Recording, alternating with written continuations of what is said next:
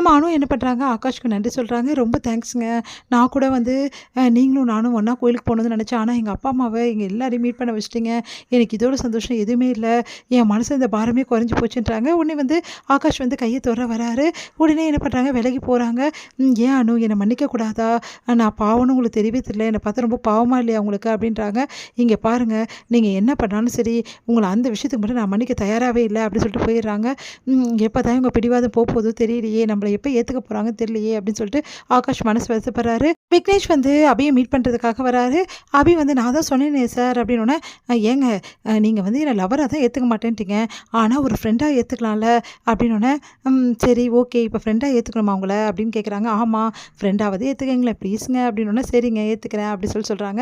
அடுத்து வந்து சரி ஓகேங்க, உங்களுக்கு நிறைய ஆஃபர் நான் எடுத்துகிட்டு வந்திருக்கேன் அப்படின்னு சொல்லிட்டு வந்து எல்லாமே வந்து சொல்லிகிட்ருக்காரு. இவங்க 2 பேரும் ஒன்றா பேசிகிட்டு இருக்கிறத பார்த்துடுறாரு நம்ம வந்து ராகவ். பார்த்துட்டு மனசு ரொம்ப டென்ஷன் ஆகிடுறாரு. உடனே வந்து அபி உங்ககிட்ட கொஞ்சம் பேசணும் அப்படின்னு, ஒரு நிமிஷம் இருங்க சார் அப்படின்னு சொல்லிட்டு, சொல்லுங்கள் அப்படின்னு சொல்லிட்டு கேட்குறாங்க. இல்லை உனக்கு வந்து ஒரு பெஸ்ட் ஆஃபர் வந்திருக்கு அப்படின்னு சொல்லிட்டு அவரும் சொல்கிறாரு. அதே தான் நானும் சொல்லிட்டு இருந்தேன் அப்படின்னு சொல்லிட்டு விக்னேஷ் வந்து சொல்லிட்டு இருக்காரு. சரி இவன் வேறு வந்து டார்ச்சர் பண்ணுறானே அப்படின்னு சொல்லிட்டு டென்ஷன் ஆகிறாரு. அடுத்து வந்து இங்கே என்ன பண்ணுறாங்க, எல்லாத்தையும் முடிச்சுட்டு அபி வந்து ஓகே அப்படின்னு சொல்லிட்டு போயிடுறாங்க. அப்போ வந்து என்ன பண்ணுறாரு, விக்னேஷ் வந்து ராகவ் கிட்ட கேட்குறாரு. சார் ஒரே ஒரு நிமிஷம் சார், ஒரே ஒரு ஹெல்ப் மட்டும் நீங்கள் பண்ணணும்.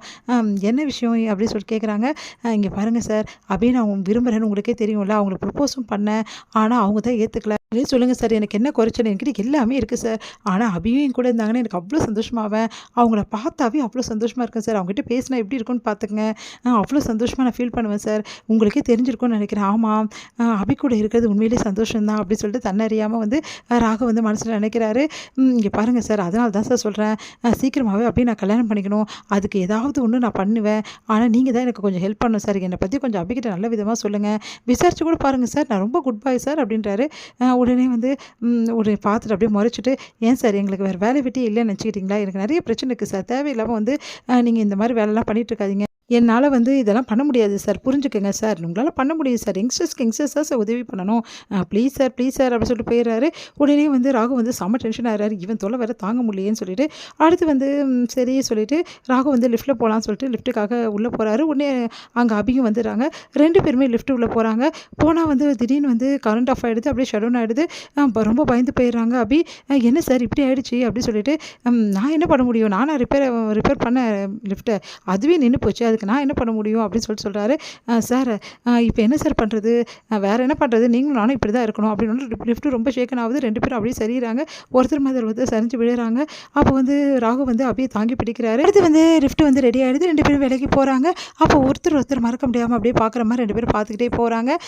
அபி வந்து இப்படி ராகு கூட இருந்தது ராகு நினச்சி பார்த்து ரொம்ப சந்தோஷப்படுறாரு. அவருக்கு ஃபுல்லாகவே வேலையே செய்ய தோணல. அப்படியே அபியை பற்றி நினச்சிட்டு இருக்காரு. அடுத்து வந்து அபியும் வந்து சந்தோஷமாக நடந்து வந்துகிட்டே இருக்காங்க. அப்போ திடீர்னு யாரோ வந்து வழி மறிக்கிறாங்க. யாருன்னு சொல்லிட்டு அபி பார்க்குறாங்க. பார்த்தா அங்கே முரளி நிற்கிறாரு. முரளியை பார்த்தோன்னா அபி செம டென்ஷன் ஆகிறாங்க. உடனே வந்து அப்படியே நடந்துட்டு போயிட்டே இருக்காங்க. முரளியை பார்க்காம, அபி நில்லுங்க அபி ப்ளீஸ் அபி அப்படின்றாரு. முரளியை பார்த்துட்டு அபி வந்து டென்ஷனாக நடக்கிறாங்க. உடனே ஓடி போகிறாரு. முரளி கையை பிடிச்சி இழுக்கிறாரு. கையை பிடிச்சி இழுத்த மாத்திர பலார்னு அரைகிறாங்க.